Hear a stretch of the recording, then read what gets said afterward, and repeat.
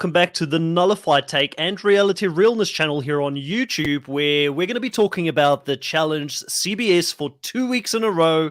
I'm joined by Chantel Francis from Reality Realness and Drew from the Angelcake Entertainment channel. It's been a whole week since we spoke.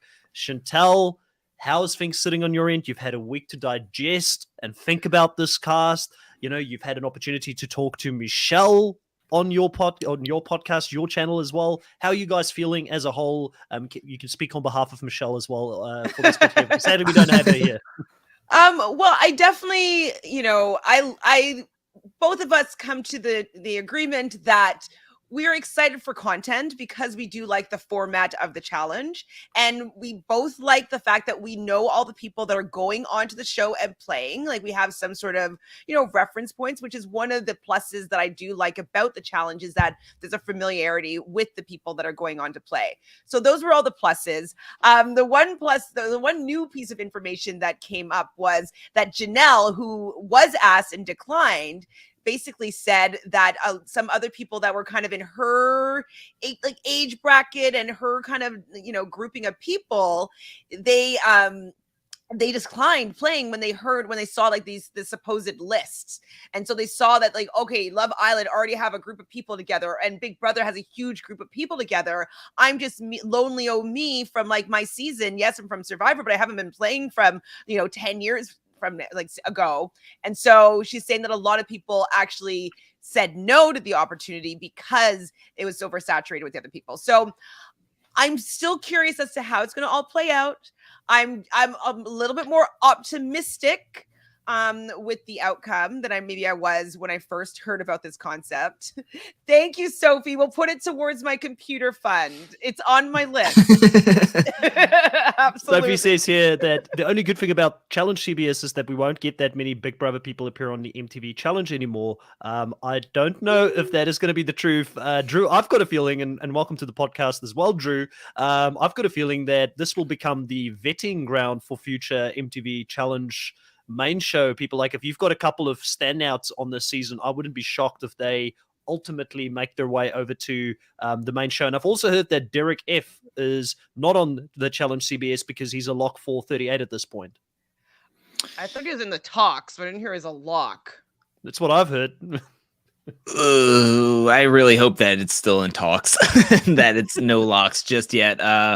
I don't know if this will be a vetting ground or if they're really trying to make this like its own thing. Like, if I feel like with all first go kind of shows like this, I feel like it will get a lot of viewers. I've already talked to, because I'm in an org right now, a Survivor org, and I just talk about the challenge in a lot because people ask me what I do.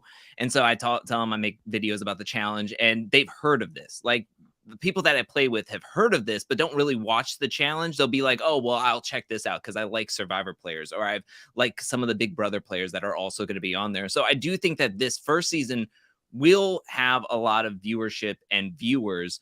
And then that means that we'll get greenlit for another season, maybe 2, maybe 3.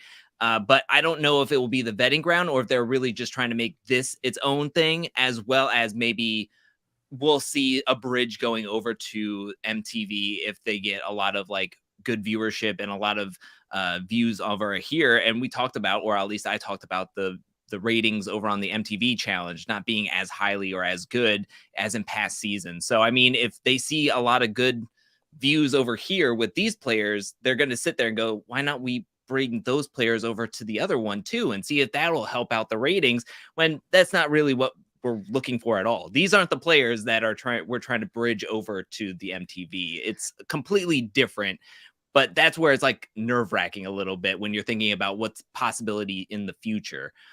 So that's where my brain goes to. And yeah, with Janelle, by the way, I feel like it's really would be tough for her as a legend of such a long time in Big Brother that, I mean, she would have had a huge target on her back regardless, I think, unless you had like a whole bunch of like one people from all different seasons, like one person from one season, one person from a different season, and there was no commingling outside of the group. But as we're going to go through the list, I mean, there's just commingling all over the place. I mean, everybody is just sauteing in that same pan with each other. Last summer juice. I do want to add one more thing, is that my mom is actually for the first time interested in the challenge. I've made her watch a couple of seasons and she's enjoyed it. And so she does know some of the main players, but she is the demographic, kind of. She's like, oh, I only started watching because I wanted to see Natalie. And I saw like all the Big Brother people, because she does watch Big Brother regularly. So this is I'm here in this podcast. You should tell, you probably would have never met me if it wasn't for the fact that, you know, the Big Brother faction jumped onto the challenge. Now, do I like the Big Brother players that are currently on MTV's The Challenge? No, like, I'm with you guys. It's not the best. It's not the cream of the crop, but I've been preaching this the whole time. I've been saying, like, there's going to be so many new fans that watch CBS that have never watched The Challenge. The Challenge has been going on for 40 seasons. There are people that have played this game for over a decade, and for a new person to get into that fandom is very difficult when they don't have that history with Bananas or CT, and they don't know the history of the Bananas bag or any of the things that happened way back, you know, the backpack. Oh my God. My mom was telling me about that the other day. She's like, oh, and there's like this Bananas backpack thing. Have you heard about this? I'm just like, oh gosh, like, get out of here. Like, I can't even right now. The one thing though, is that I don't particularly vibe with Big Brother casuals. So I just don't know if I want Big Brother casuals having a say in my favorite show. Like, I found this show a long time ago. I'm a loyal fan. I don't want people to come and like oversaturate the fandom and take it over when like they're not even like good, true, loyal fans, and they're casuals, you know, Facebook moms, basically, you know the type. So yeah. Lovable Nikki saying here that this Forks challenge is going to be more accessible than MTV. So many people do not have cable anymore. So I do think with that, it's going to definitely become a bigger thing. And Chris says that we stan Chantel's mom as well. And also, we've got a new person here in the live, Ayotel, saying, since I usually am not able to join these Central European time, I'm happy to finally join in on one of the lives. We are happy to have you here as well. It's so great to always have. Are you the one something? I'm just wondering. What's the L then? Are you the one L? Love. Are you the one? Are you the one love? I don't know. Are you the one? A little bit of Bob Marley. One love. Are you the one live? Are you the one local? Anyways, I just saw those. Like, I know that grouping of letters together, and it's Are You the One? So I'm wondering if that's what an acronym for their name is. Anyways, yeah.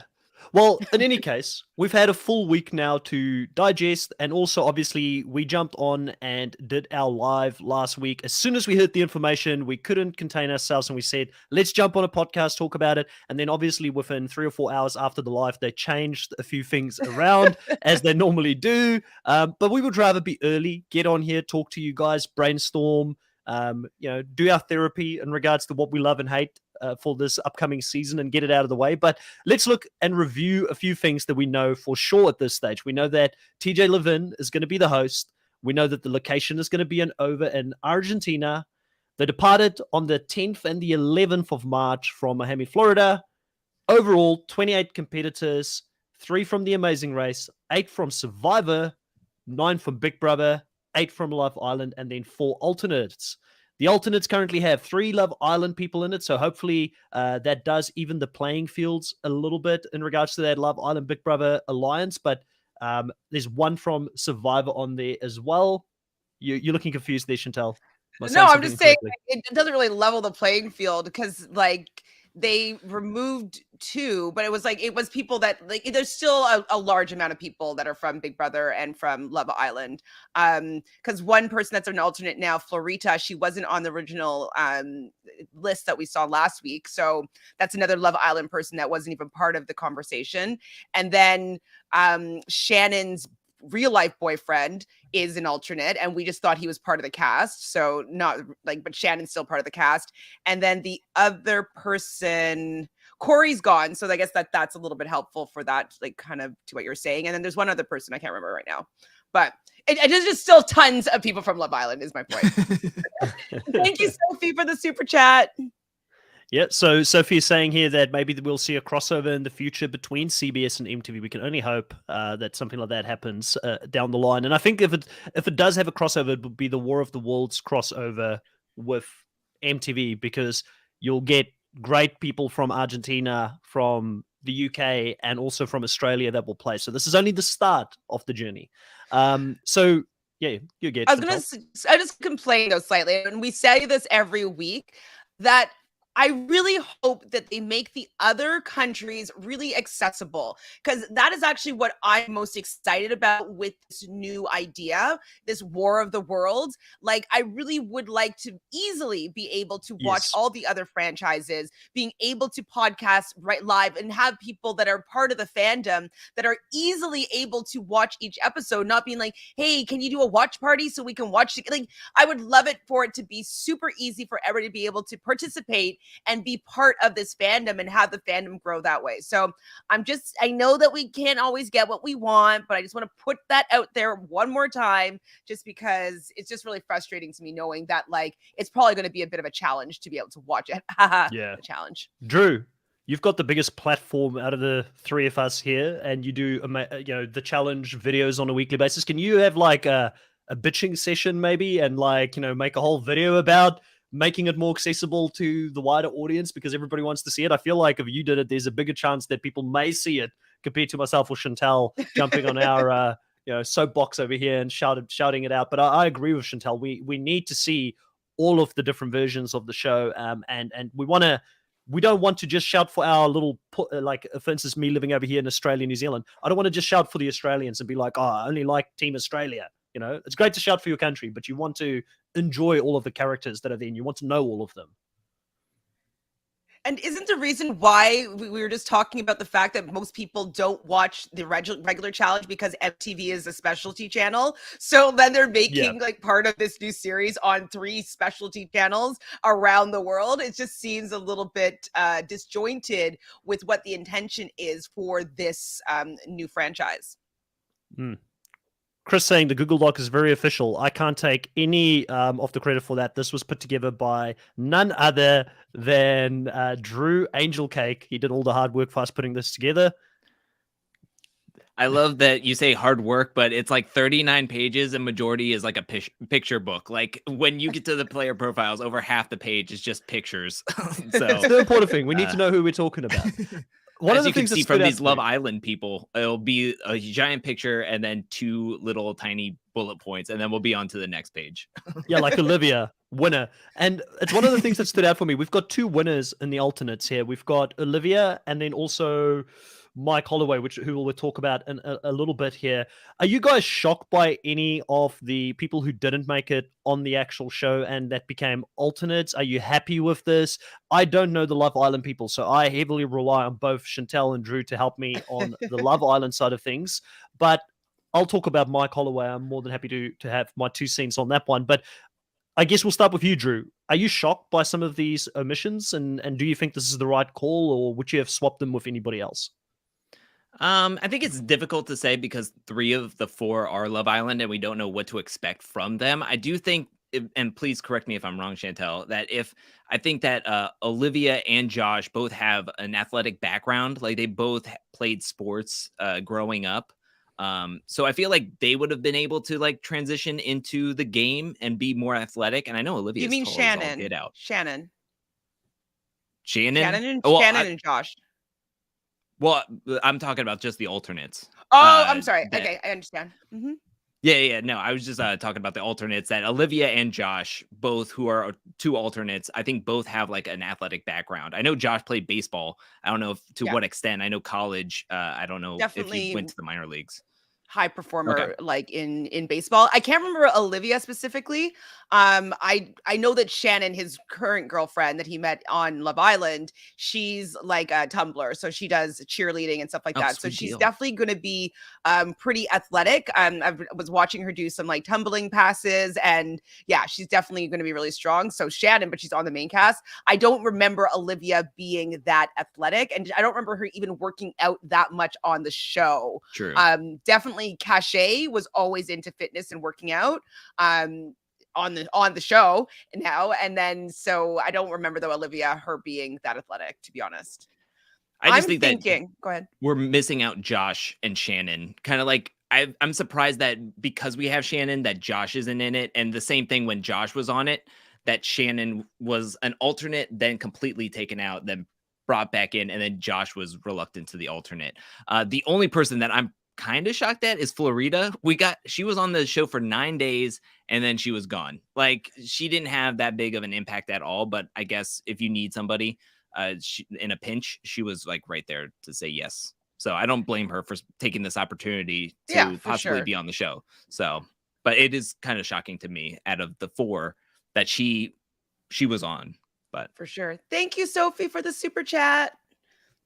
Yeah, definitely. It took Sophie's saying it took CBS a long time to get on the challenge train, since the challenge came before any of the CBS reality TV shows. And I think we kind of alluded to it a little bit in the beginning. It's just the format of the show that's such a great format. And I'm convinced, as soon as people get into it, they see what it's about, they're going to love it, they're going to watch it. I know for a fact, being on this side of the globe in Australia, they love sports. Like, Australians love sport. So they're going to be taking that side, and they've got personalities. Don't worry about it. I know everybody's very fearful of it just becoming another sports show out there. If they have got great personalities, so I think that the show is going to be very, very popular on this side here. We don't have a great representation of Australians on the challenge to date, so we won't name who's been there before. But, I'm very cautiously optimistic about this. I do want to talk about Mike a little bit here as one of the 4 alternates that didn't make it. And I saw a comment a little bit earlier here from CD, a frequent listener of the channel. So CD, thank you for being a part of the live again. CD says, I'll take Mike over Ben any time. And I did think it was quite interesting that Mike, again, is the one that potentially won't be on this season. He had 5 individual immunity wins. He basically beasted his way through his season to the end to win his season, right? And that is exactly what you want on a show like The Challenge. You want someone who, firstly, he's no slouch when it comes to being confrontational. Like, he pretty much ran his alliance in his season. He was the main guy. And then when he fell out of favor because he tried to play too many sides, he was very, very vocal and really stood his ground against so many people who wanted to get him out. And he's got a big personality. So I think personality-wise, him and Ben are kind of similar in that way. They are both quite confrontational. They won't stand back. But when it comes to challenge ability, Mike is so much of a better competitor compared to Ben. And I don't hate Ben as much as everybody else, but if you compare the two to each other, I'm shocked that Mike isn't on this cast ahead of Ben.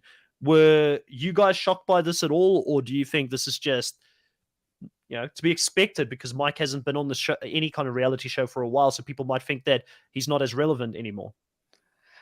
I think my first instinct is the fact that he just got married. So I'm wondering if he didn't think that he was going to be able to do it at all. And then when they finally got the dates, he was like, oh, I'm interested. Like, I can make those dates. And maybe they already kind of solidified the rest of the cast. And so that's kind of what I'm thinking is happening. Because, like, literally, he just got married like a couple months ago to Meg from Big Brother. So yeah. That's what I'm guessing, is that he didn't think that timing wise it was going to line up. And then after they kind of had solidified the cast already, then he said, oh, I am kind of available. And so that's why he's kind of a last minute addition that he'll be like to step in if something happens. But he wasn't part of the original thought process. I think because Ben was on the Winners at War and made it so far, that I feel like he would have been the first one called instead of Mike. That's my opinion. I think because of the recency that Ben has been on not only Winners at War, but also season 35. I mean, Mike was great on his season, but that was season 30. And then we haven't seen him back in forever. So, I mean, it would have been cool to see him and the dynamics and what he would do on the show and how he would be able to play it. And I mean, there's still a shot that he is an alternate. He's down in Argentina with everybody. So, but yeah, I think Ben was the first call. And then I think Mike maybe took too long to answer with the dates and then got reluctant to alternate. But yeah. Sophie says that she could see you be on Big Brother, Chantel. Oh my God. Tell that to Robin Cass, please. Tweet I at would love them. to. It definitely Big Brother would be the show that I would have the best shot at doing really well at. I mean, I think I'd win any show that I would go on, but I think I would have the easiest path doing Big Brother. It's a little bit cushier, and I think I know the game a lot better. Well, on the topic of Big Brother, let's look at the Big Brother players that are going to be on this season and also some of the connections that they have.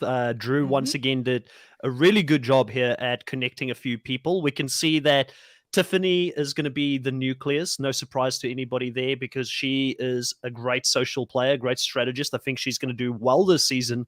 And she's very well connected with a wide range of players. We even have a survivor player in Chantel that is also associated with this group. They've hanged out. They've hanged out outside of the game. We can see there's a little bit of a photo there in the top right hand with a certain Wendell, a Chantel. I see Rockstar there. I forgot the girl in the front right to Davey, which is a Big Brother player. I know she's from Big Brother, but there's a lot of connections and a lot of these guys hanging out outside of the game.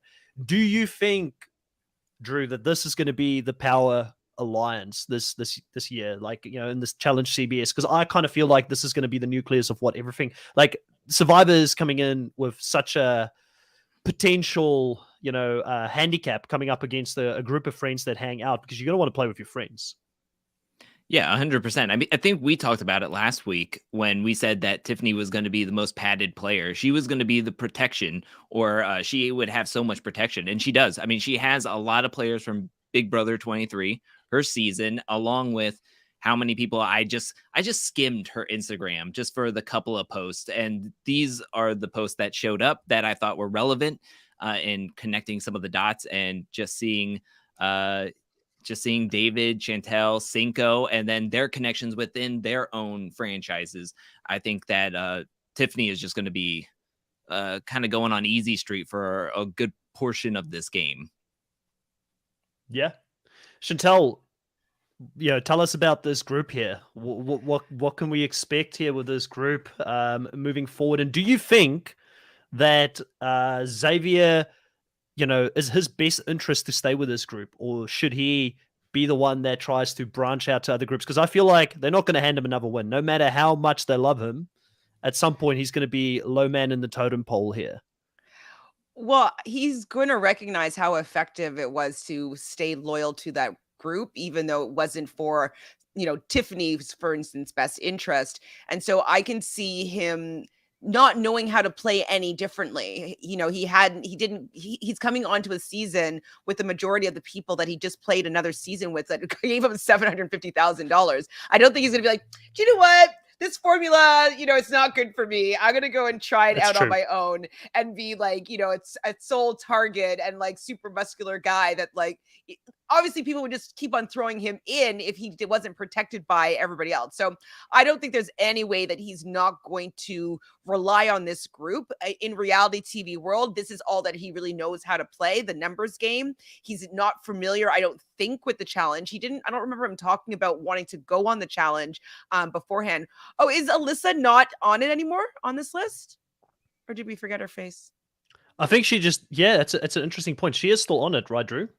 Yes. If you go over to the other Big Brother picture in this folder, there's a bigger connection of everybody that's on the Big Brother side together. That was just like a together picture of just I get you. I was just making sure that, like, I wasn't misinformed. That's just Tiffany's.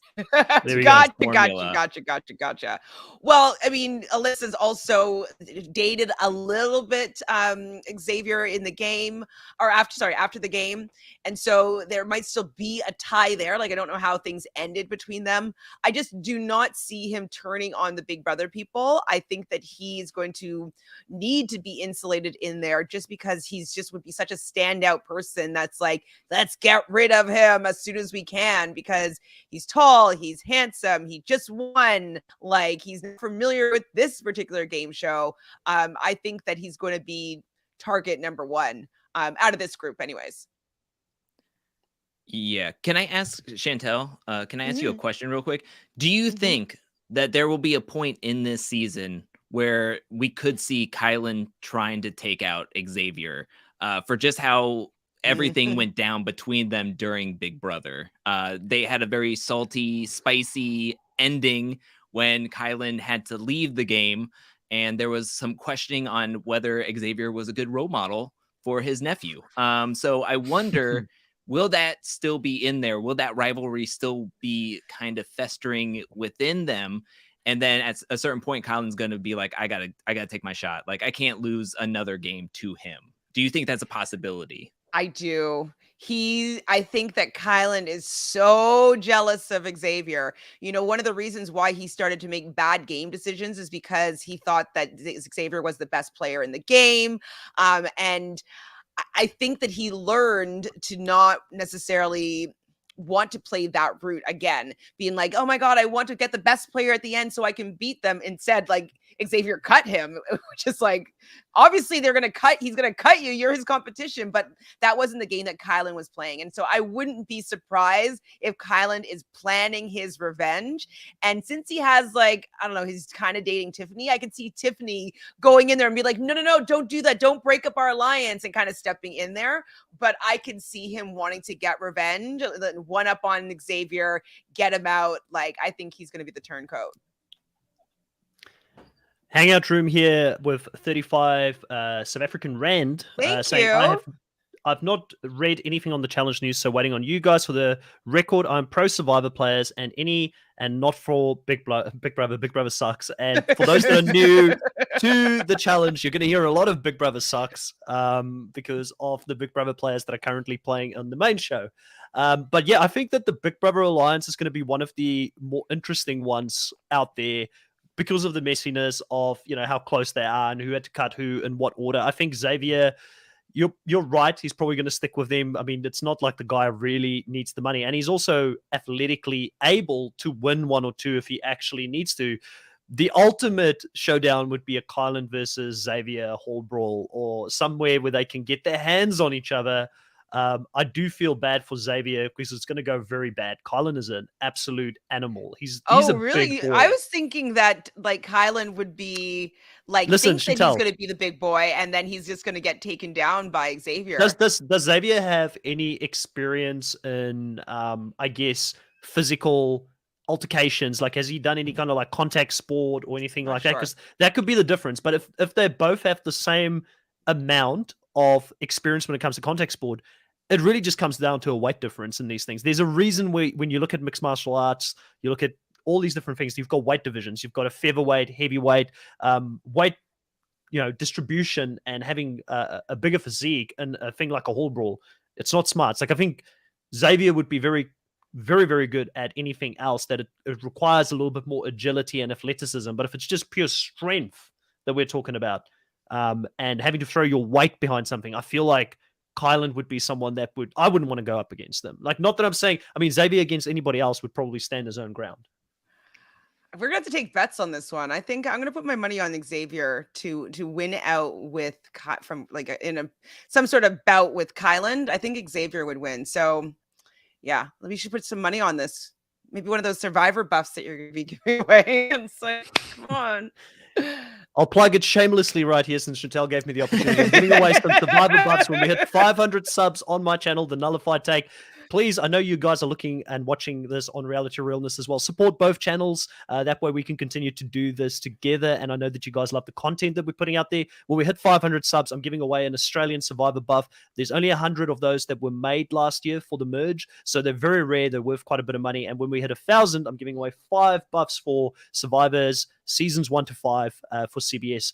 Now, Chris here asks an interesting question, one that I was going to ask next in any case. He says, do you all think that Enzo and Angela joining Big Brother or Ruff, since the Cookout Plus, Derek X, Alyssa, David, is too big of a group? I can see them join potentially an Amazing Race or Survivor group. Now, it's an interesting question because both Enzo and Angela, as far as we know, they're only Big Brother by name. They haven't necessarily played with these guys before. They haven't necessarily hung out with them outside of the game. I can see them very easily being the swing vote. They'll obviously try and latch on to whatever Big Brother has got, but I do think that they could go either way here. And they potentially have some of the more interesting strategic options available to them coming into the season. I wouldn't be surprised if Enzo has some connections with some of these Survivor players, because Enzo's an old school Big Brother player, and there's some old school Survivor players on here as well. I wouldn't be surprised if Enzo and Tyson have met somewhere at like Hearts of Reality or something like that, so potentially they may have some connections that we're not aware of. How do you guys feel about Enzo and Angela? Do you think they'll take the obvious route of sticking to Big Brother? Drew, go to you first. Drew, you go first. Chantel I might think be I'm frozen. Okay. So can I just say that Enzo, if you watch Big Brother 22 All-Stars, there's not an alliance this man will say no to. I mean, he just makes alliances with anybody and everyone. Whoever comes up to him he'll just say yes. He'll be like the meow meow who says, yeah, I like your vibe. Let's do this thing. So he will say yes to a Big Brother alliance. He'll say yes to a Survivor alliance. He'll say whatever. I do think that he'll probably feel a little bit more comfortable with the Survivor players because of the age range that they're kind of like in. But numbers wise, I think he would love to be in the Big Brother alliance, except for I think when push comes to shove, I mean, he would be the first one kind of thrown in there. He's the low man on the totem pole, especially after how Big Brother 22 kind of went. And I think that David is a lot more in with Tiffany, and he can say like, this guy's a snake. He had a whole bunch of alliances. He went to the end. Nobody respected Come on, his you game, think David's going to be able to figure out something to say? Well, after he's done asking, like, who is this guy? He's talking about TJ, and then he's going to be like, what are we supposed to do? Why are we doing this? Why am I here? What's the veto? I think Angela will be a little bit more insulated. I do think that if they were to throw somebody in, she could be one of the first members to be thrown into an elimination. But I feel like she is one of the more competitive and athletic women on the actual season, that she can win multiple eliminations and then be clear sailing. Like, nobody would want to send her in over and over and over again, especially if, depending on how the finals are, or if they're keeping in mind that we're going to be, whoever the champion are going to be running the finals together in this big old tournament that they're going to be having later on. So if she is shown to be a very strong competitor and all the guys are seeing that, they might want to like protect her. But it all comes down to numbers, alliances, and who plays safe and who doesn't. I have another bet here. How much do we want to bet that Chris is going to be standing Angela as much as he stands Cara Maria after this season, being like, oh, she's so good, such a good competitor. We need her back here. We need to see her again. Like, she got raw or whatever it is. I feel like Angela is going to be your new Cara Maria crush, your new athletic female crush.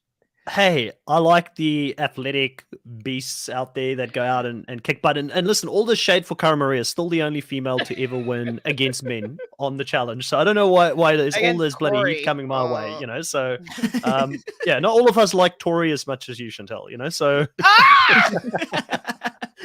but no, like, listen, I'm very interested to see what she's going to do. And I agree with Drew. She's going to be athletic. I mean, if I had to choose out of the Big Brother females that are coming to this season, who would I want to be partnered with?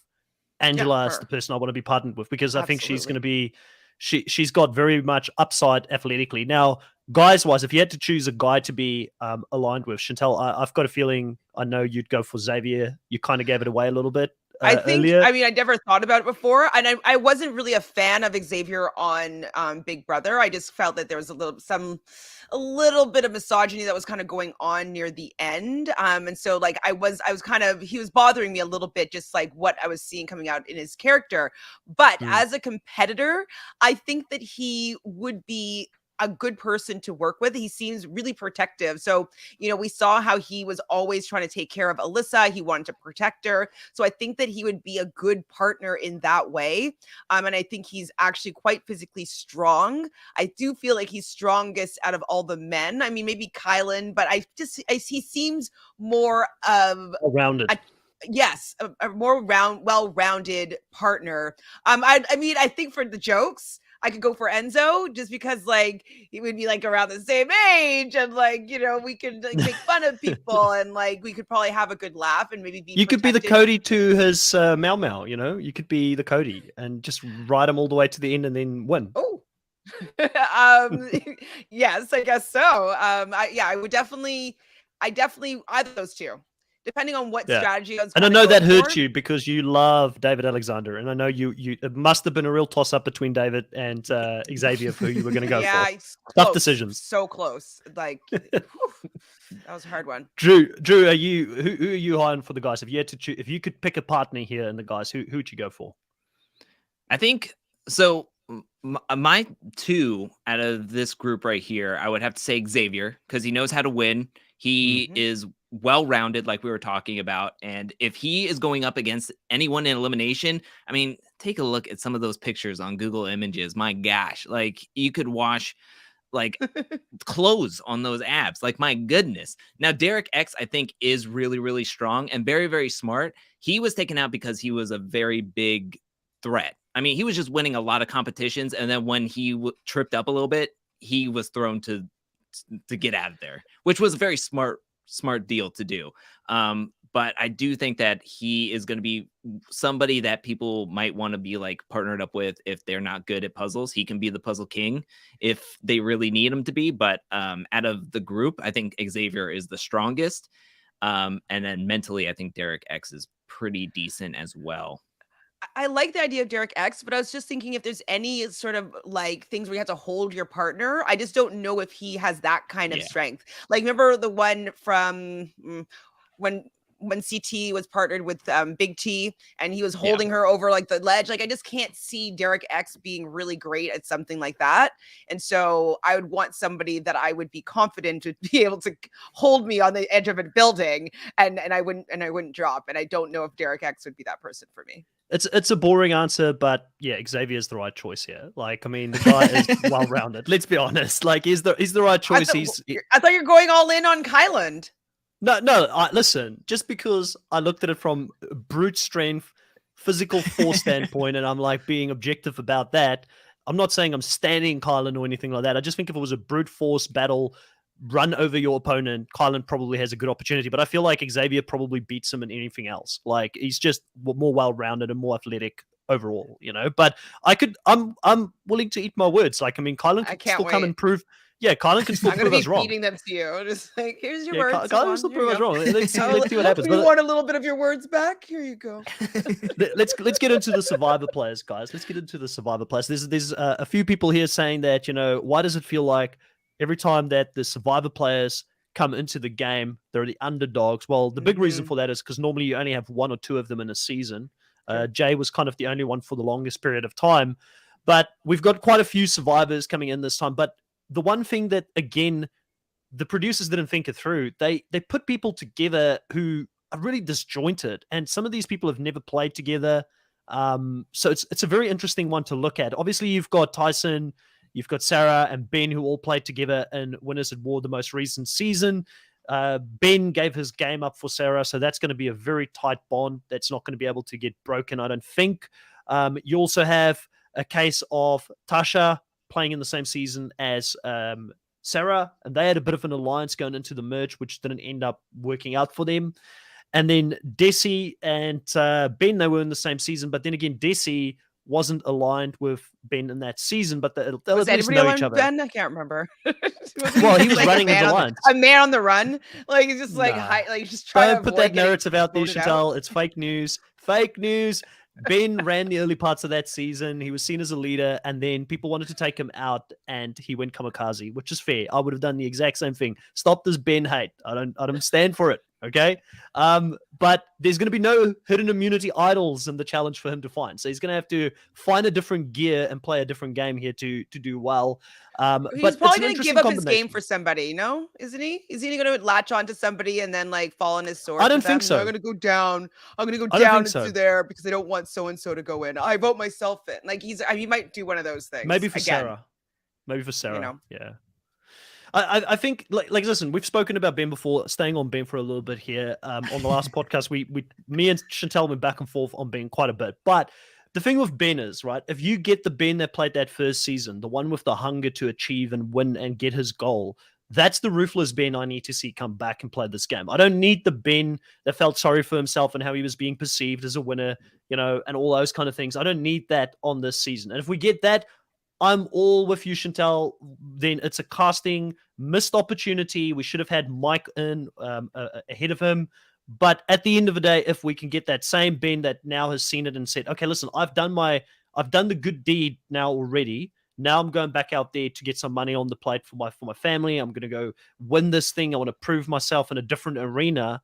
Then I'm all in on that. I think Ben is a great casting choice, which you agreed to, Chantel, reluctantly last week. I remember that. So let's see what happens on that. But overall, this is an interesting dynamic. I think that they're again outnumbered. What is the best game plan here for Survivor? I feel like Chantel is the only one coming in here with some sort of a potential out, and she probably will be out very quickly because she's hung around some of these Big Brother players, which is going to give them even more power early on. What's the game plan here, Drew? Like, what does Survivor need to do to actually find a way to stay in the game? Is going into eliminations and winning one after the other the only option for them at this point? And the game hasn't even started yet, but I think you kind of brought up something that I didn't even think about, and it is that they are disjointed. I mean, comparatively to the Love Island competitors and the Big Brother competitors, where a good portion of the players coming in from those franchises played together. I mean, you have 6 players from Big Brother 23, and then you have 4 players from Love Island 3 kind of mingling in their own franchises. So you see this and it's like, okay, there's a Winners at War triangle. You have a couple of other players, and then you have 2 from season 41 who have maybe made connections outside of their Survivor franchise. And to me, it could be like, we have an understanding early on that we're all Survivor. We'll look out for each other, and then that'll quickly dissipate once the game really starts hitting the ground and running. And the point of Survivor being the ones that are always thrown in or the most scary, even towards the MTV challengers who have over half the house in an alliance and being like, yes, we want to just take out all the rookies, but we're going to start with the US Survivor players, is because these players are meant to be feared. They have the physicality. They have the will to stay out in the terrain with no food, no water, no shelter for 39 days and to win $1 million. And they do a lot of what the competitions on the challenge when it comes to puzzles, when it comes to physicality stuff, the endurance. And so I think coming in, when you have Big Brother players doing carnival games, and then you have Truth or Dare being played on Love Island, and they're looking at Survivor going like, okay, well, some of these players have played multiple times and they've won. I'm scared. I'm scared of their muscles. I'm scared of their brain muscles. I'm afraid of their will. But like we were talking about with the challenge, you have to go into elimination and beat somebody one-on-one, as we're seeing as we're like thinking this game is going to be a solo season. But if that's the case, I just feel like I'm going to put a lot more eggs into the Survivor baskets of these players winning an elimination against, say, a Love Island personality or at least some Survivor Love Island personalities. If somebody's going up against Cinco in a hall brawl, I'm putting all my money on Cinco. That's just how it's going to go. But I think that when it comes down to like a puzzle elimination or anything of an elimination, I would put a lot more stock into the Survivor players, especially Sarah going in, Danny, if he was to somehow go into an elimination. I just feel like they have a lot Danny's more good going in. I think Danny's I feel like Danny and Chantel like don't have that reputation coming into the season. They played. They similar to Desi. She's not been around the reality TV world that much. I feel like she's in a pretty good spot. But if you're looking at the people that are playing here, Chantel, who's got the biggest reputation? Who's going to be the first person to be targeted? You've got Tyson, for instance, who's played this game 4 times Survivor now. He's won it before. He's been on the most popular Survivor US season of All Time Heroes versus Villains. Big reputation as someone that can win a lot of immunity challenges, can be quite conniving and scheming and strategic. You've got someone like Sarah Lucina, who's part of one of the best duo alliances to ever hit the show with Cops R Us, closely aligned with Tony. She won a Game Changers season, which was played at a very fast pace back then. I know compared to what we see now, it seems slow, but still there were some big players that she had to beat that season as well that came back.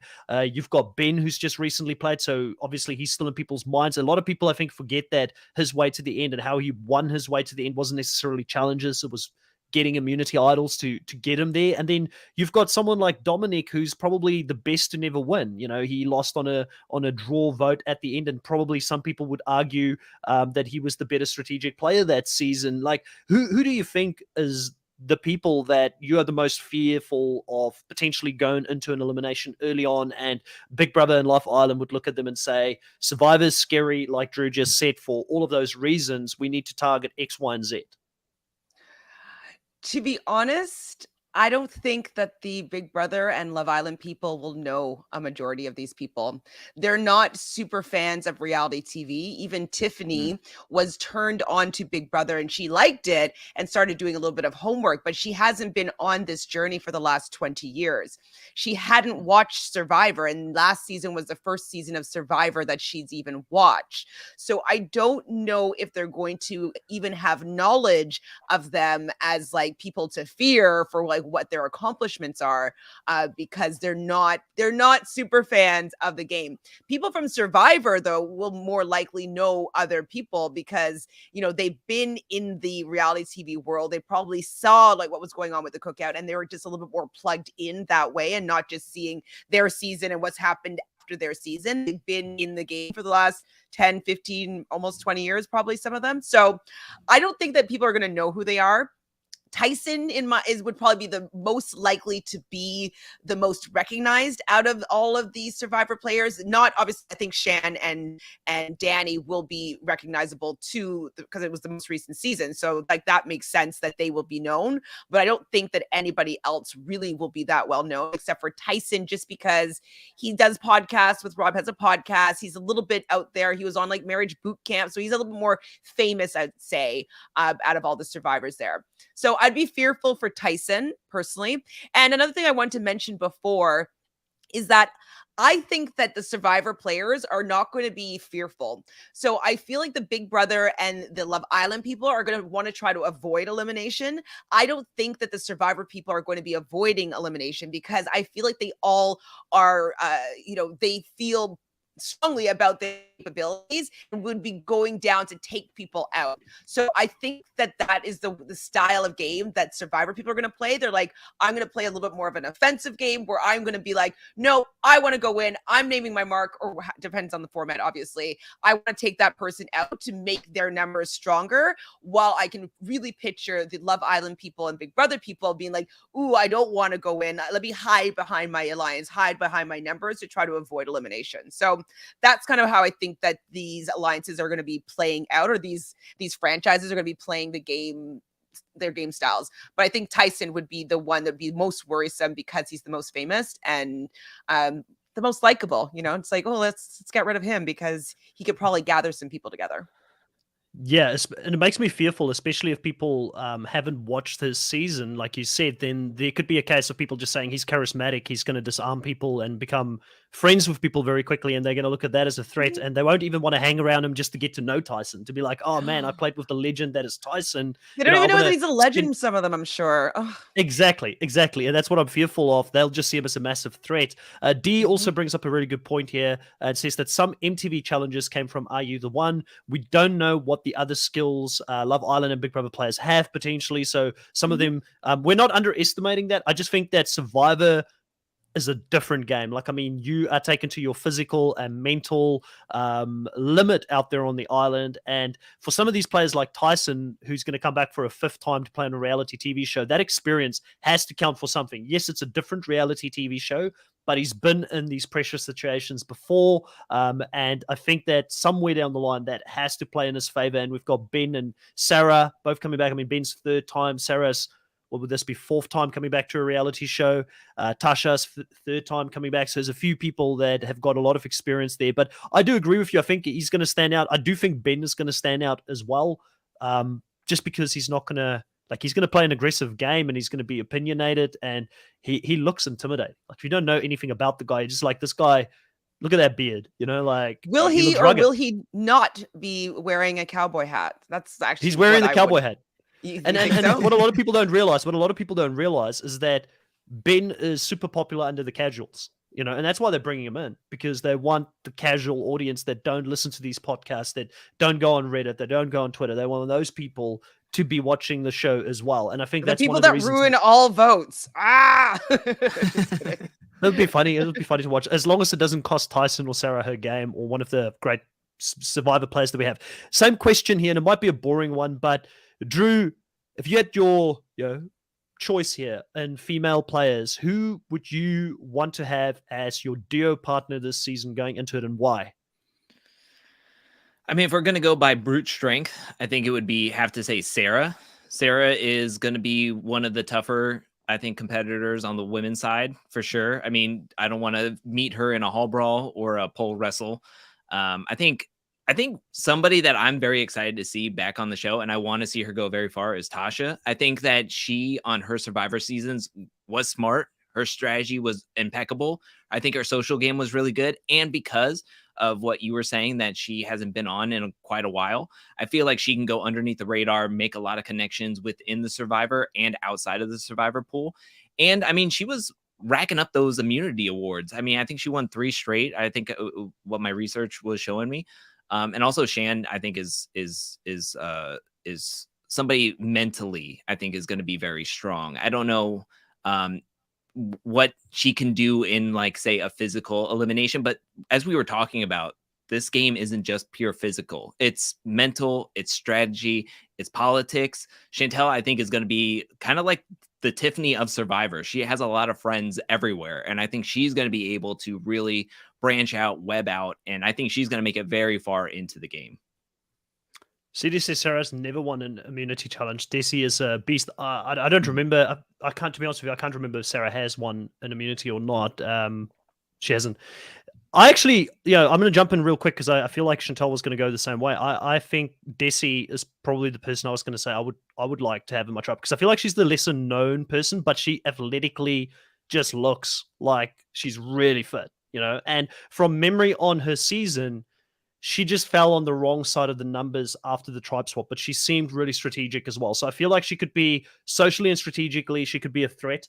I feel like Desi would fit in really well with some of the other groups as well. Like, I think Sarah, people are going to look at Sarah and say she's too close to Tyson and Ben as a group. They're all part of this legend winners season. We don't want them in the game, but I feel like Desi could be the bridge between me and people like Tiffany, people like Xavier, people like Carlin, that Big Brother group. So I think having the combination of somebody that physically could do really well in the challenges and also have a bit of strategic sense about them, and then also they're really good at that social game, I think is going to be very important, and the alliances. So I do think Desi is underrated. Tasha as well. Like, I mean, Tasha could be another one. Like, she's won quite a few immunities. But I mean, if you're just going off ability, you'd expect Sarah to be the beast of this group. If you're only looking at that alone, because she's done some crazy stuff, like the ultra marathons and things that she does, where she's like running for like a week. I mean, who does that?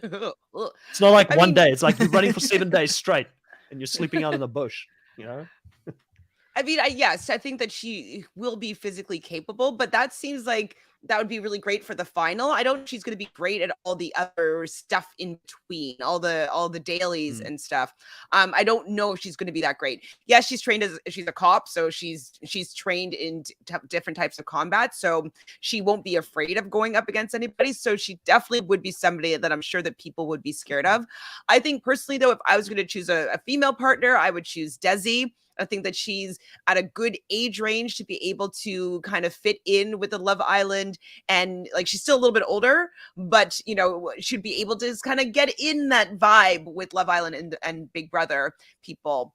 And I also think that she would be able to back it up with she's quite strong strategically. And I think she just gets along with people a little bit better than Sarah or Tasha. Like, I just think that she's just a little bit better socially. And so I always want to be with somebody that's not at all polarizing, like that people want to hang out with, that like is also strong, and like, I want to hang out with someone a little bit more likable. So I think that she, out of the 3 of them, is the most likable, and also quite strong as well.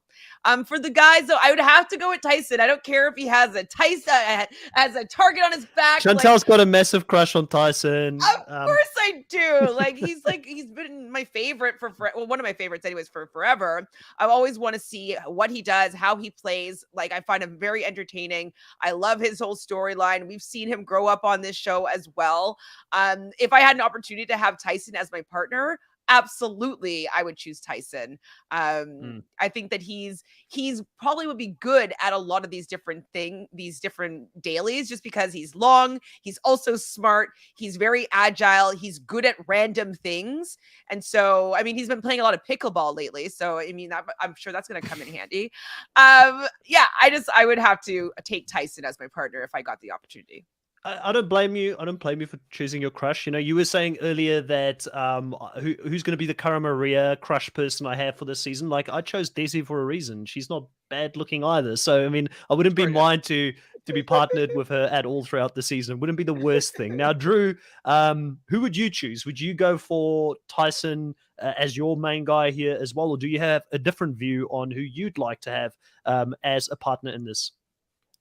It's tough not to pick Tyson because we've just seen him for so long, over a longer period of time. We've got to see him grow up. So I mean, to me, Tyson's my number one, but for my number two is Danny, and I think he's going to be close number two. I think he's going to be another very good social player. I mean, he was good on his season of Survivor.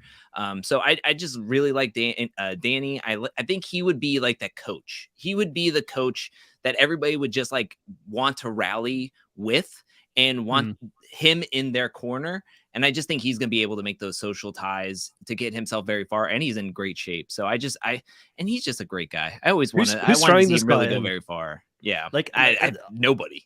Nobody. And that's why I was going to go, like, I love Tyson as much as the next person. He's one of my favorite players ever to play Survivor. But I was actually going to go for Danny, and Tyson would be a close second. And again, it's just selfishly thinking about it. Who's going to go further in this game? Who's not going to? You're not going to look at Tyson if you've never watched the show before. You're not going to look at him and fear him. But if you look at somebody like Danny and you find out this guy has played NFL at the highest level, no one's going to go and do a whole brawl against him. Like, look at how devastating it has been for people going up against Fessy, and he's not even played at that level. You know what I mean? So Danny is going to be someone that I think is going to go very deep this season. He doesn't have the baggage of having a massive reputation within reality TV. And I think you're right. People are going to be able to relate to him. He's going to be the coach, the uncle of this season, where people will want to work with him, type of thing. So I think Danny is a very solid choice. Also, shout out to my man Dom. I love Dom. I'm so fearful for Dom in this season. Like, I just don't know where he's going to go. Like, he seems to be, even like this graphic here suggests, he's completely out of place. Like, they've not done him any favors. They've not put anybody with him that he's played with before.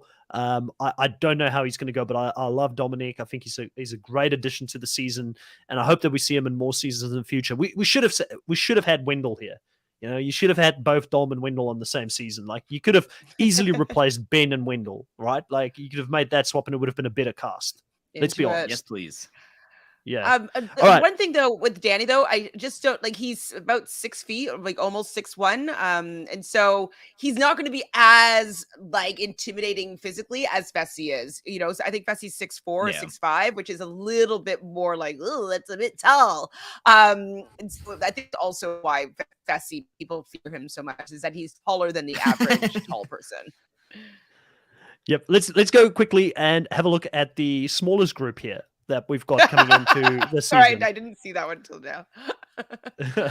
the Amazing Race group. So we've got Kayla, James, and Leo from the Amazing Race, and they have the potential to either be the three that people are going to just target immediately because they've got no affiliation with anybody else that's playing this game, or they could be a very important swing vote in the early stages that could be a number for a larger alliance. I think Survivor will try and work with the Amazing Race very early on. If they can keep their numbers together, it just makes sense to me.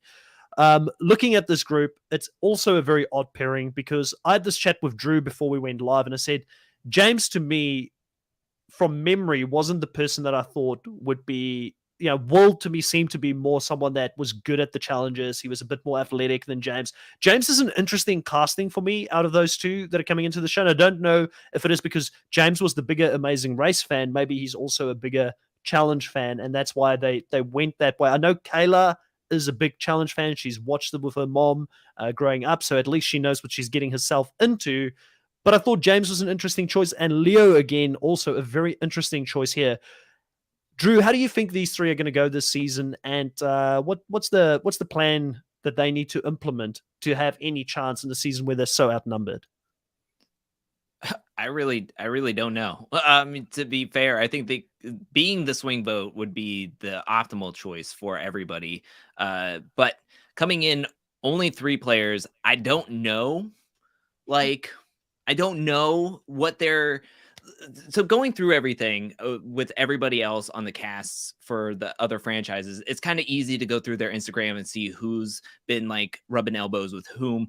Whereas with the Amazing Race players, it's kind of like difficult. It's difficult to know, like pinpoint, like exactly like who has like met anybody or done anything. I mean, Kayla just got done with her season of the Amazing Race, and it was such a weird time to be done that I don't think she's been able to like go to parties and get to meet everybody and be a part of anything. So to me, it's like they could be the group that has no ties, and that could either help them or hurt them in the long run. But I do hope that this group can make it farther, just for the sole fact that I want to, like, they're the underdogs. They're coming in at a huge numbers disadvantage. And it's like, I don't know. You don't want to see just like one group just be completely decimated, 1, 2, and 3, and then we're on to the 3 giant groups. But I think that Isn't that at what least normally Kayla, happens on the challenge? Isn't that what happens like season in and season out? Like the vets just get The rid of new the rookie? seasons. No, I was just kidding.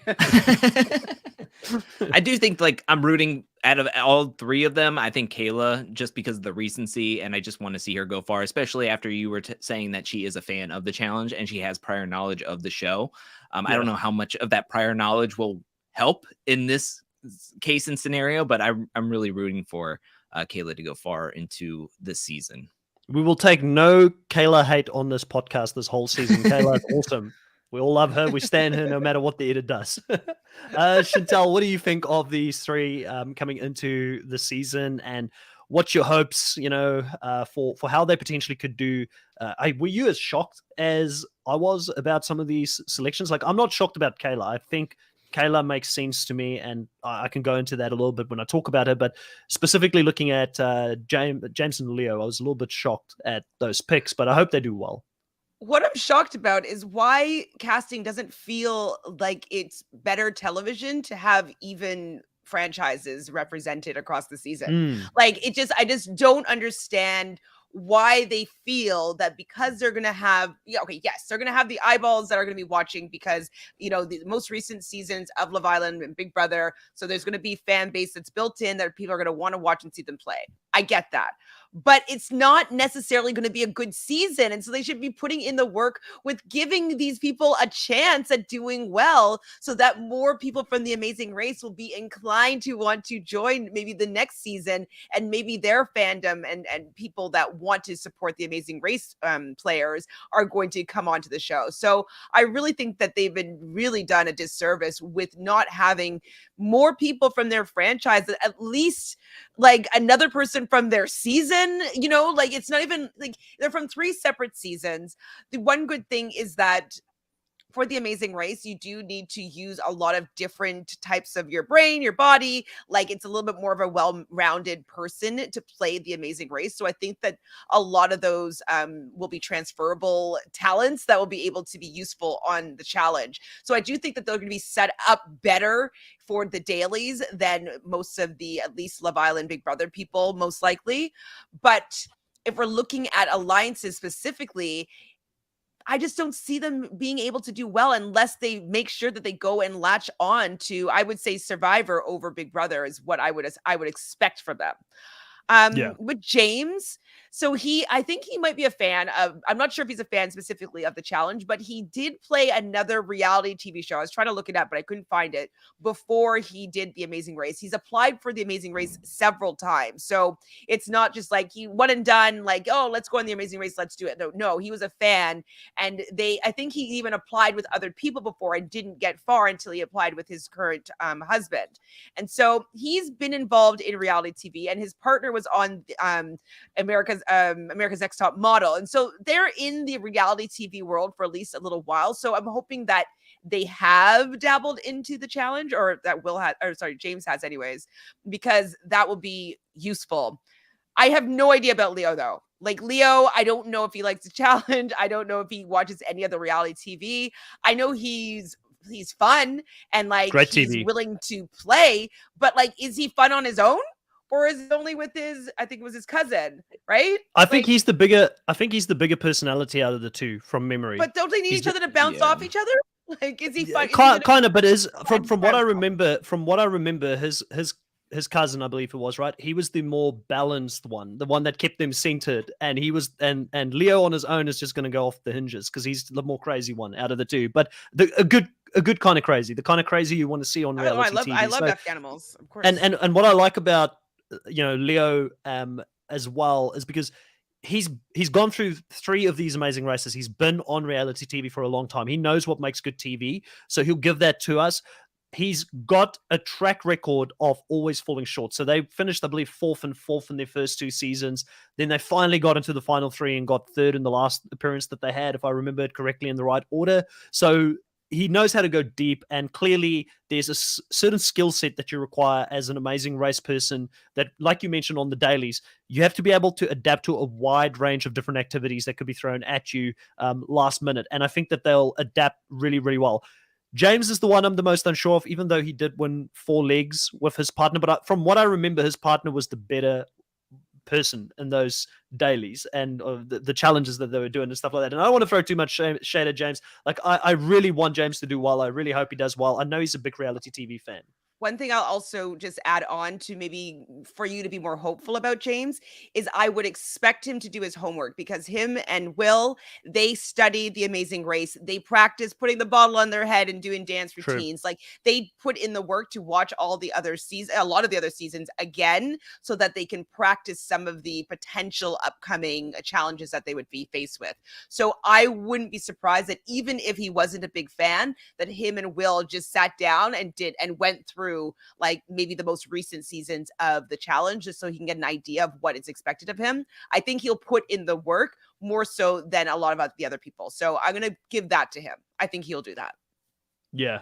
And Kayla, you quite rightfully said, she's had very minimal time to prepare and probably hang out with people. I believe that she has hung out with Wendell before, and I've seen Wendell That's fun. Okay, good. hang out with a lot of the Big Brother people. So maybe there's a way of that connection helping her in there. But I feel like she's always going to be on the outside. That's the problem in that group. So I don't know where she's going to go, but definitely challenge-wise, like, I feel like she's one of those people that are going to be feisty. She's going to fight and stand her ground. But I have to be honest, she's got an uphill battle this season. I think if you're a Kayla fan, you're going to see her struggle. She hopefully gets a great underdog edit and an underdog showing, where if she doesn't do well this season, we get to see her again in the future. Because like I said, she is a fan. We want to see people play the show that actually understands it. So my fingers are crossed, but I'm very fearful for these 3. I don't think there's much more that we can say on this. Choosing partners, I mean, Kayla would be the only female partner. You've got a choice between James and Leo. I would go Leo. I'm really low on James. Sorry, James. Like, if you ever listen to this, I'm sure you won't. But if you do, I hope you do well. It's just, I just don't see the road. I would go Leo as well. I do think that he will be just naturally better at a lot of these activities than James will. Yeah, I agree. Yeah, I concur. One thing I did want to mention, because I was just thinking about it when everybody was talking, was that, do you think that because they asked Janelle, they were trying to have Big Brother legend as well as somebody who was on The Amazing Race to kind of fill both spots a little bit? I know Nicole F was thrown out there. Thank goodness she's not on. But she was thrown out there, but she's also played Big Brother and Amazing Race. So I wonder, with them kind of being in the mix, them being asked, and then they both kind of were like, no, I don't want to do it. Maybe that was supposed to be like the kind of the evening out of like, okay, they did play Big Brother, but they're not really playing with a lot of the players that they played with on those seasons, or didn't really have that strong of ties to, and they could also be floating around the Amazing Race players. Also, I want to say sorry to all the Amazing Race teams that I had to cut out. Like, I felt like a soured ex that I had to cut out, like their half, like Raquel, I had to cut right out, but you can see some of her hair on Kayla's shoulder. James's husband is like cut out, but you can still see his arm around him. I was like, oh man, I just feel like you're out of here. Something happened. Break up. All right. Let's move on to the last team here, the one that I've got the least of information and knowledge on. So I'm heavily going to be relying on you guys. This is not unheard of for me to be less informed than both Chantel and Drew when it comes to it. I mean, when I first started watching All Stars, the challenge, there was a lot of old school. Well, listen, let's not go that far, Chantel. I'm totally kidding. You hold your own. Don't worry. Going into, I definitely don't hold my own on Love Island. Maybe, actually, I was gonna say maybe I should go watch some of these Love Island, but I don't want to go that far. You know what? I don't know if I want to go that far. Like watching maybe a bit to understand why Cachet was put on the season, because she was absolutely the star. Cash, so top, her top right, for the love, so she was really beloved. Like, people were such a fan of her. I was rooting for her big time. She kind of got done a little bit dirty by, I think, Olivia. I don't know if you agree with me, but I kind of think that Olivia kind of orchestrated a little bit of circumstance to get Cash out, because she knew that she would be the most popular once Cash was gone.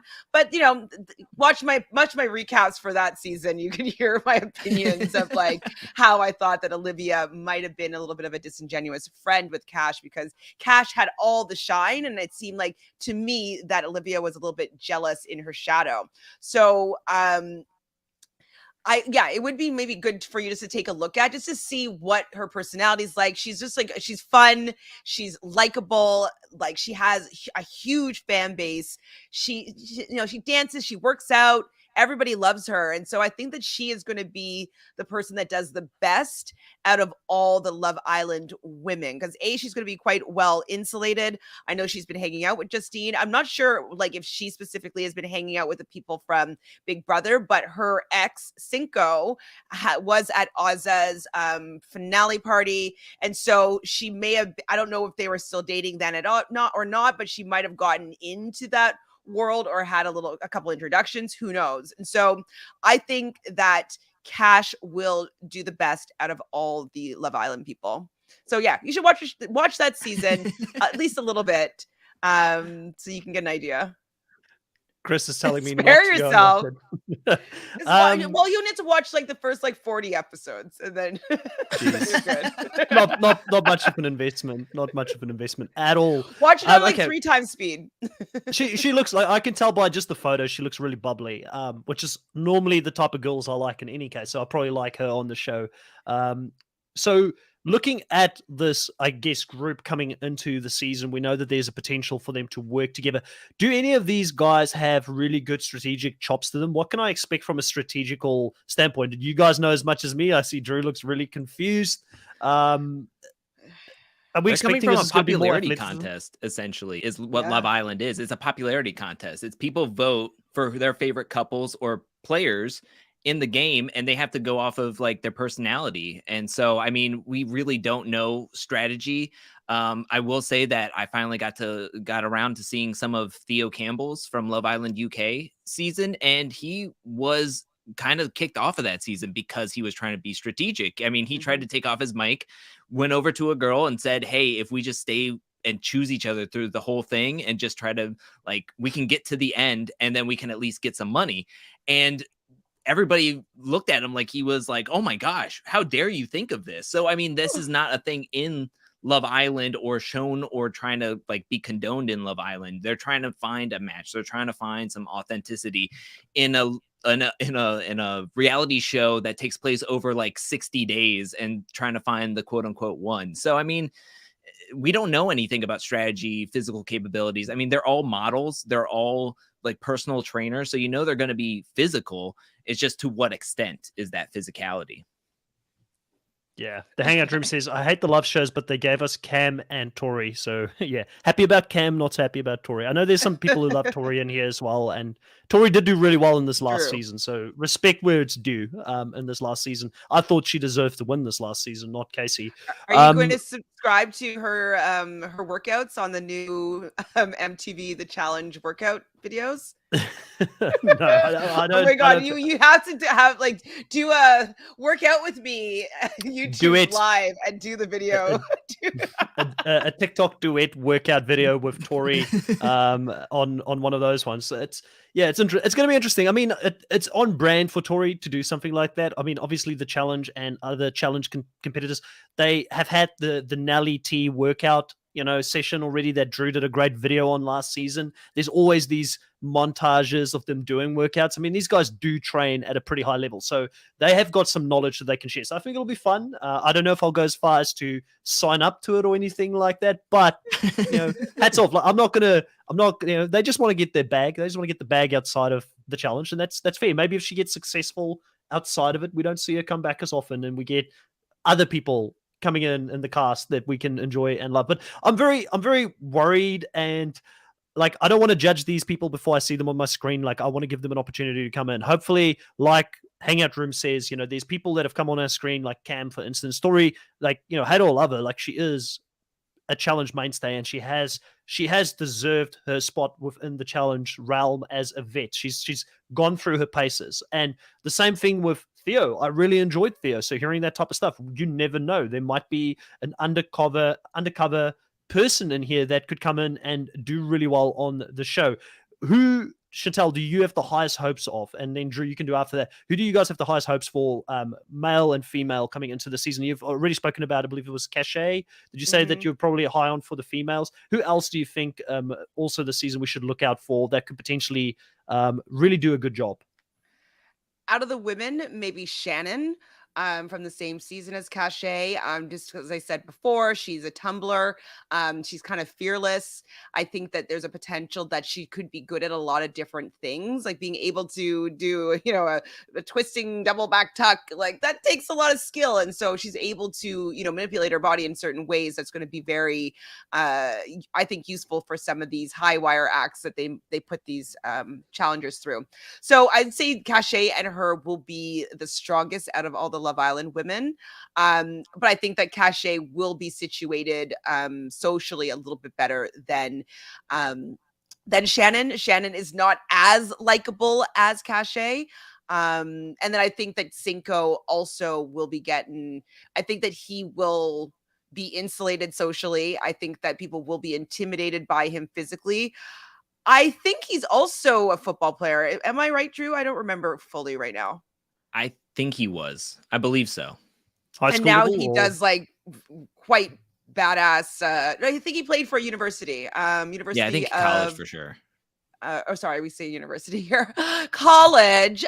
He did play for college, so he's going to be a pretty decent athlete, and he works out. He has his own fitness regime that he takes people through. So I think he's going to be strong physically, and people are going to be intimidated by him, and he's going to be insulated by the numbers. So I think that those three would be my top three people for the Love Island groupies. Interesting. I will throw this out there. If you do not want to sit through like 60 episodes of Love Island, X on the Beach starting very soon, March 31st, and the 4 on the right-hand side are all supposedly supposed to be on there.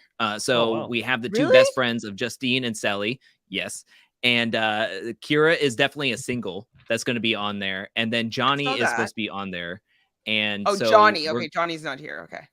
Yeah, Johnny is Sally's ex, and then Justine, Caleb is supposed to be on the X on the Beach. This is all really from some stuff, yes. So those 4 could be on the show together. I don't know if they're going to be really crossing the lines as much, but if they're on the show together, they could have this like rapport with one another. I personally think that I have the highest hopes for Justine.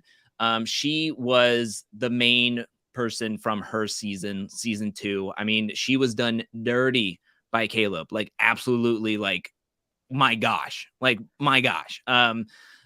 So she had a lot of help from the fandom. She also was with Bailey for a lot. She was on a YouTube video for Bailey, so she could have some like in with that crowd.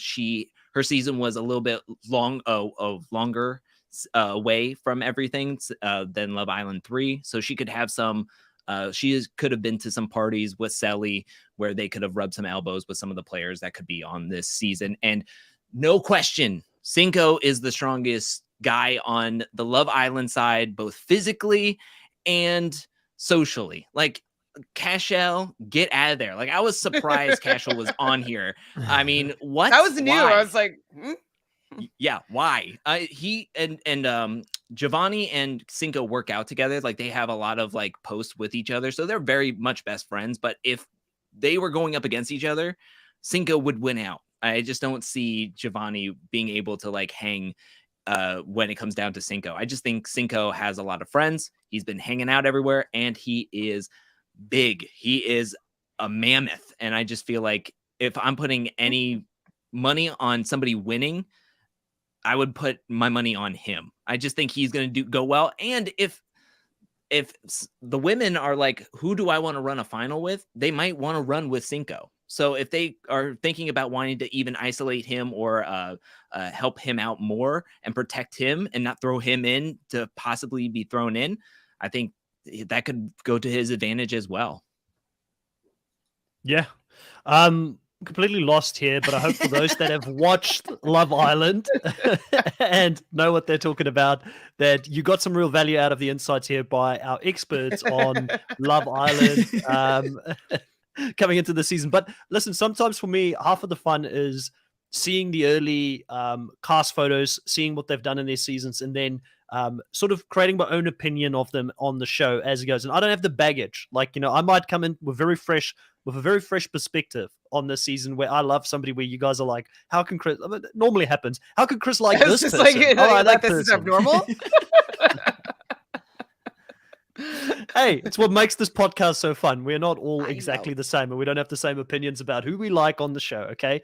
Hashtag bring back Cara Maria. Had to get that in there. So, guys, we've got the cast assembled. We've gone through every single person that are going to play this show.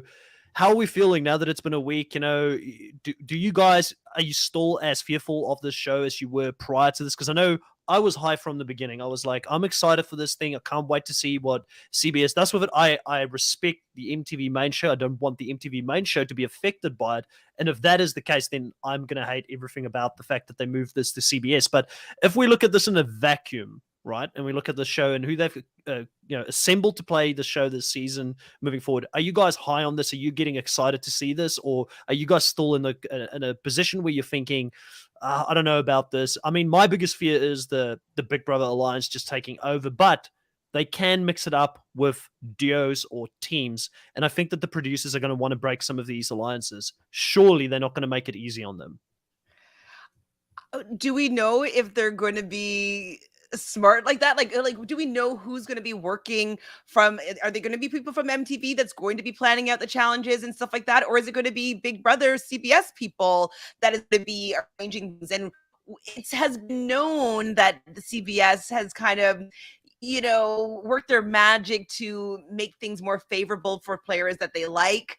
So I'm just curious as to if there's going to be a lot of meddling with their favorites. Because that's just something that happens. It tends to happen with CBS Big Brother that I've noticed. And also even for Love Island, like I'm always like, why did they do it that way? Like, oh, they obviously wanted this person to stay, so they changed the rules that round so that their favorites would stay or whatnot. So I'm just not sure how much trust I have in the integrity of the whole game. I'm interested obviously in seeing anybody doing another show that's like the challenge. I think it's a good, I'd love to see Survivor players play Big Brother. I'd love to see Big Brother players play The Amazing Race. So in that kind of world, I am very interested to see how these people play. If I'm not comparing it to the challenge MTV at all. I just wish, and I say this every single time, I wish they just called it something completely different, and I would have no problem with it whatsoever. I'd be like, this is amazing. This is so exciting. But they're calling it the challenge, and then they're taking War of the Worlds, which was already 2 seasons of MTV's The Challenge, just to make it a little bit more confusing. So I just wish that they just took the idea and had faith in their idea that they would be able just to make this show completely separately, and I would be so much higher on it. So take what you want from whatever that means that I said. It was a lot. I will say one thing though. I do think that the Challenge production team is very heavily involved in this, and that the CBS crew, they don't have the infrastructure in place day one to do this. And it feels like this thing was put together very last minute. Like, I mean, it probably within a month or 2 months they did their casting, they got everything ready. None of us knew that this was even in the work. So, and we'll obviously at some point have some behind the scenes with players hopefully telling us how far back they were already contacted about the possibility of coming out and doing this show. But all of us were shocked as a fandom when this news dropped. It just came out of nowhere that, hey, this is what we're doing. We've got this new concept we want to take to air, and we're going to see how this plays out. But I do think that with TJ Levin hosting all of the different challenges, being heavily involved, he will have his own crew out there filming. I don't know if it's the full crew or some of it, but I will also say that MTV, The Challenge, has done some shady stuff in the past as well in regards to results. So let's not just say it's a CBS thing. We've had some controversy on both sides. It's reality TV. But I've never been furious before about these outcomes. You know what I mean? Like, what was the thing that made you the most furious about CBS shows? Tell me. Is it the Ben fire making challenge? Oh, I didn't even think about that one. So yeah, I hate that. Absolutely. Everybody hates that one. On Love Island, I can't remember exactly how it all went down, but they ended up sending how did it go, Drew? Like, they ended up, how the regular format was is that they choose who was going to go home, and then the audience was going to send home the person with the least amount of votes. The couple with the least amount of vote is who was going to be sent home, but they changed it to that then they had to decide something. They saved the couple that would have been going home because Jeremy was his father or something, he worked for CBS or something like that. So they kept on rigging the different voting. So we were voting for things because we wanted a certain outcome. And then our votes didn't count anymore because they chose to use the votes in different ways. Obviously, it's their show. They can do whatever the fuck they want. I get it. But like, why are we voting then? And why are we awarding people money when you really had your own path that you wanted people to be successful on? So it just kept on happening over and over again. I think Cash was a victim of like how they were manipulating the voting, because I don't think she should have gone out at the time that she was just going to go out. Like, there's just a lot of things that happened that season that I thought that was like, that's a little bit unfair. Even the season before with Justine, it was a huge uprising with like the fans being furious at CBS because they were not showing the relationship between Justine and Caleb at all, because they didn't think that anybody was interested in that storyline. And then the fans were super like came for them, and they eventually started showing this storyline and end up awarding Justine and Caleb at the time the win. But like, they weren't showing their relationship at all because they didn't want that black couple to win. So I just don't trust necessarily their opinions on what is good television, who we want to root for, who the story should be about, who we want to win. They usually aren't on my page with stuff like that. So that's why I'm hesitant with them stacking the deck with Big Brother and Love Island. Like, you should know that that MTV The Challenge fans are going to hate that. Like, you know what I mean? But they don't care about us. So that's my vibe. Yeah, well, listen, I don't want to go in circles here and playing devil's advocate. I've said this before. MTV The Challenge makes a lot of these same mistakes and errors as well in recent seasons, and giving us people we don't really care for, or following storylines that we don't necessarily are all that interested in either. So I do think that reality TV as a whole— Are they the new storylines that I also hate? Well, yeah, well, and did it happen as soon as they merged with CBS? Yeah, that's still MTV that's there, but maybe there is some influence. I don't want to say like definitely that they haven't had an influence, and they've changed a lot of things in recent times. There's a certain trend that we're following that could be following into the Challenge CBS. Drew, where are you sitting on all of this? Are you as like, I'm high about this whole thing? Chantel is really low. Where are you sitting? Are you in the middle as per usual? Yeah, he's probably in the middle. He's a Libra, balance. No, so I will say this.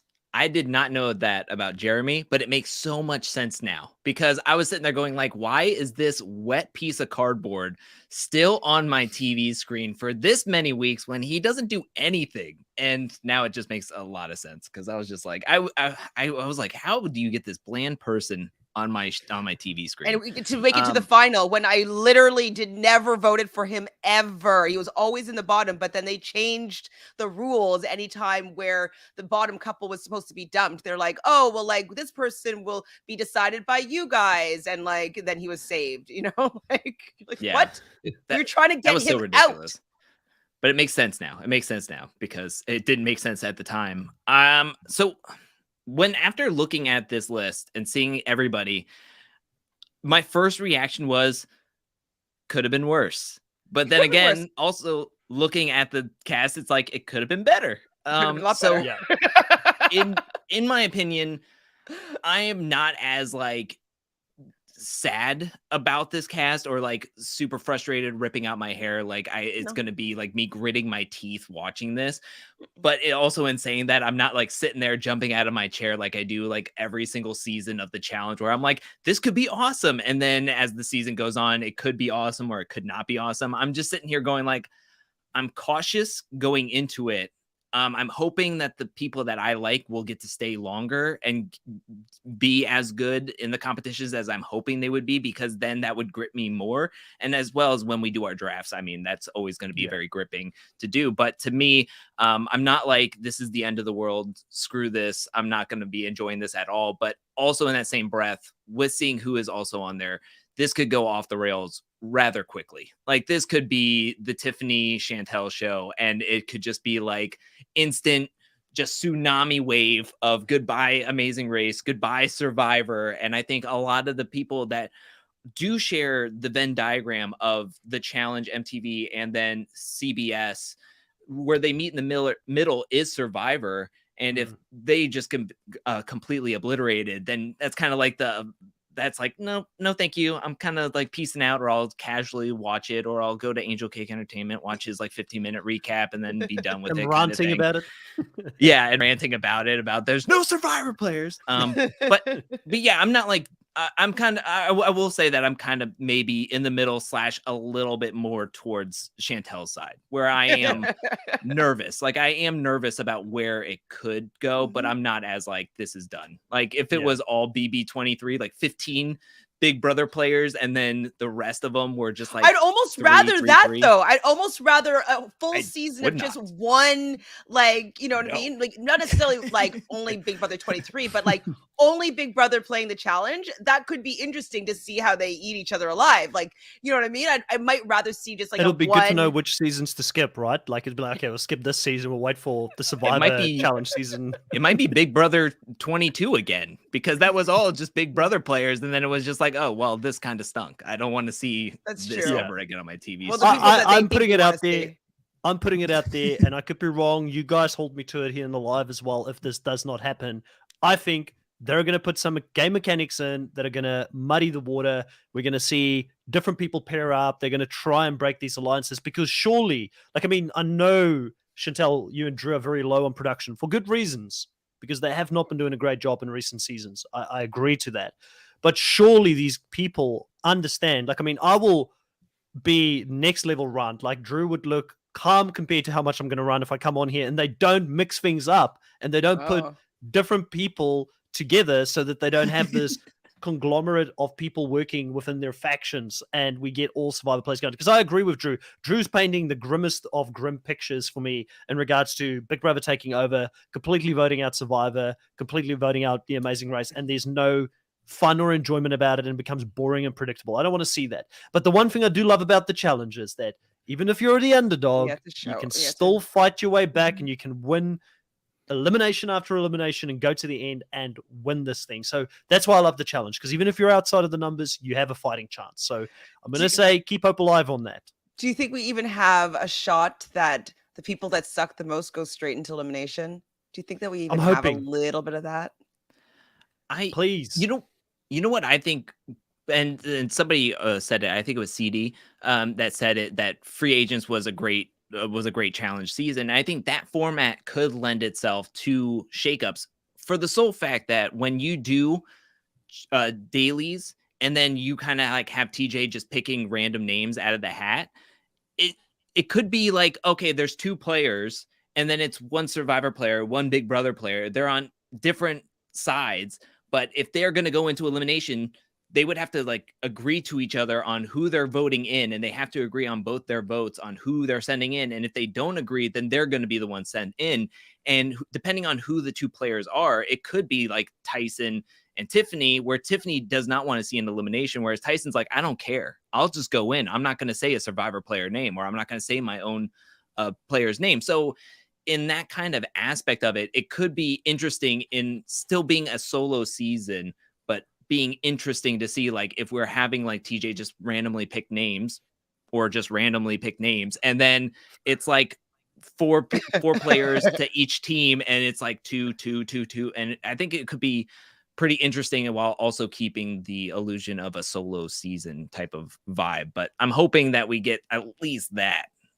I feel like we've probably gotten to the limit of how long we can keep an eye on spoiler accounts. Like, as soon as they tell us the game's active, we'll probably see if there's like a little bit of a switch on the alternates. But pretty soon we're not going to be talking a lot about the challenge CBS, because there's going to be a massive layoff until, I'm assuming, it's going to hit our screens, and it will probably be after All-Stars 3. But Dabu here says, looking more forward to All-Stars 3, even though we'll give the challenge CBS a chance.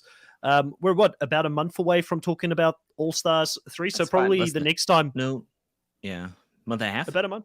Yeah, about a month and a half. Is it May 11th, or am I just making up numbers? May 11th. I feel like it's May 11th. Yeah. Yeah. So the next time we'll probably catch up, it'll probably be the preseason content for All-Stars 3 more so, which I'm looking forward to a lot more as well, because we know who the cast is. We know it's going to be fun. We know they're going to deliver. So if you guys sat through this podcast with us for an hour and a half, we thank you. It's been a great back and forth in regards to these cast members, but we will not be talking the challenge CBS for quite a while, I believe, in the future. And we'll start shifting gears towards the All-Star season. We'll do our preseason draft pick probably in the coming weeks as well, and a little bit of a cast assessment on that. So keep an eye on both the Nullified Take channel here on YouTube and Reality Realness for the podcast versions, and also Angelcake's entertainment channel for any other preseason content on the challenge All-Stars. Drew, you've also got your own podcast there. I'm assuming you're going to be doing something on that as well moving into All-Stars 3. Do you have anything planned? Yeah, I'm going to talk about the cast and do something like that on my podcast when the time is right. I can't wait for our draft and for me to go back-to-back winning with my team. Here we go. I can't wait for that. I mean, I get to choose the order, and it's going to be exciting. Yeah. Listen. I ended up with like one person at the end in the final. Like, it can't go any worse. It can only go up from here, is how I look at it. I've already hit rock bottom. So vote for your boy Chris in this next one. I'm the underdog. We all like the underdog. Chantel, what do you have coming up on the Reality Realness channel over the next week? Well, Monday, I'll be talking with Sarah from Nerdtainment about the next episode of Big Brother Canada. What else? And then we do a watch party on Tuesdays at 7 p.m. Eastern. We'll be watching on Sarah's channel on Twitch. So the Sarah Atwood, we'll be doing a watch party of the next 2 episodes of Australian Survivor. Tomorrow, I will be doing this week's recap with Ron on Australian Survivor. And I think that's all I'm covering. Obviously, like, I'll be live after every episode of Big Brother, and then Thursdays for Survivor, but that's it. I think that's all. That's going to keep you busy. And I think I'm going to actually do, when you're talking about, I'm like, oh yeah, All-Stars 3 is coming up. I think I've been starting to do tarot card assessments for the different players of the game. And it's been really interesting learning how to read the cards in terms of game shows and reality shows, because like, obviously I can give you a reading and it will make sense to you and what's going on in your life in those kind of situations, but kind of figuring out how people are placed is according to what I think their card means has been really interesting, and I've been having a pretty decent success rate. I actually nailed the top 3 for The Amazing Race and called their position. So learning how to read the cards has been really interesting, but I want to do some practice on it. So I'm going to do that and I might be able to do that this week for All-Stars 3. See how that goes. Did you do card reading for Survivor 42 at all going into the season? I did it, actually. I did it with our cast assessment. I pulled cards. So I thanks for reminding me. I'm going to go through and just put their cards and the timestamp just so people can like see exactly what people did.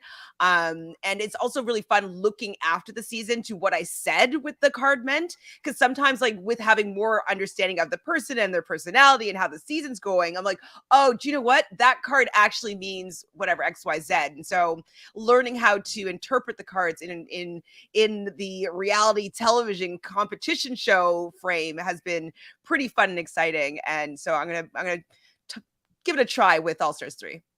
I feel like if you ever get casted on one of these shows, you should have your own tarot card set with you as the luxury item that you take with you. So Dan's got the mist. Obviously, what I was always. Dan's got the mist. You've got the tarot cards. When I auditioned for not first time, but one time I did pretty well with Big Brother Canada audition. I was wearing my flight attendant uniform. I came in shuffling cards, and I read that my interviewer, that person liked me a lot. So. That's awesome. Drew, what do you have going on the Angelcake Entertainment channel over the next week? Over the next week only, I have Endurance coming out tomorrow, Sunday. And then Monday, I have the Challenge War of the Words podcast going to be out on both audio platforms and my channel. And then Friday, I'm looking to get out the Revenge Part 2 challenge moments. So that'll be fun. Nice. Yeah. So busy on your side as well. Did you watch Jonathan's season of Endurance? I never actually asked you on the Survivor 42 podcast that we did yesterday. If you guys haven't seen our recap this week, Drew had some takes on Survivor 42 episode 2. I don't think so. No, I didn't, because his is Fiji, and I've only done John A season was season 1, and then the second season was in like the desert, and then the third season's in Hawaii, which I'm doing right now, which is spectacular. But yeah, I haven't seen Jonathan's season yet, and it doesn't seem to be a lot of people's favorites when it comes down to it, because I think the favorites is this season 3 and season 4, which is like something Sierra Hills or something, but Fiji doesn't seem to be one that's on a lot of people's minds, which I don't know why. Yeah.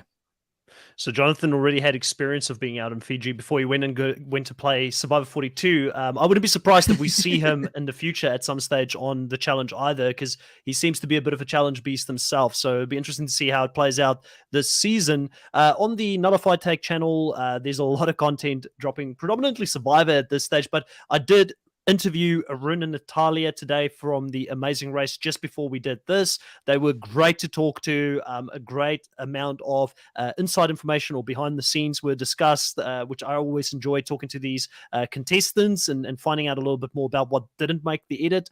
Also in this week, look out for the Raquel interview as well. I will be doing an interview with her. She was very difficult to track down, but I made it happen. Her partner Kayla is on this season of the challenge, so it'll be good. I'll probably ask her one or two questions. I say, obviously you can't confirm or deny, but rumor has it Kayla's out there, so I might ask her one or two questions about that. She knows her better than most, so we'll try and slip those questions in there. And then also we're covering Australian Survivor. There will be short format videos and also recap podcasts this week. I should have Tara from Mark and Sam's original season as a guest this week. So really looking forward to having a special Australian Survivor guest on the show. And girl, right? Sorry? She liked the champagne? She liked the champagne? No, that's Michelle. That's Michelle. But I don't want to give away placement. I'll talk to you offline about who she is. She was a big player that season, but I don't want to tell you online, just in case somebody hasn't seen that season yet and they do want to watch Australian Survivor. And also going into next week, we had Angelcake on our podcast as a guest. This time for episode 3, we're going to have Kian from Survivor South Africa Immunity Island as a guest on for Survivor 42 episode 3. And she was also a bit of a fan favorite online. So can't wait to see her on the podcast. So not much happening on this side, guys. Please hit the subscribe button, hit a like, follow all of our channels so that we can continue to do this. We really appreciate everybody that was in the live. If we didn't get to your comments today, I do apologize. We'll try and get to it next time, but we really appreciate everybody being so active tonight. And talk to you guys next time. Bye.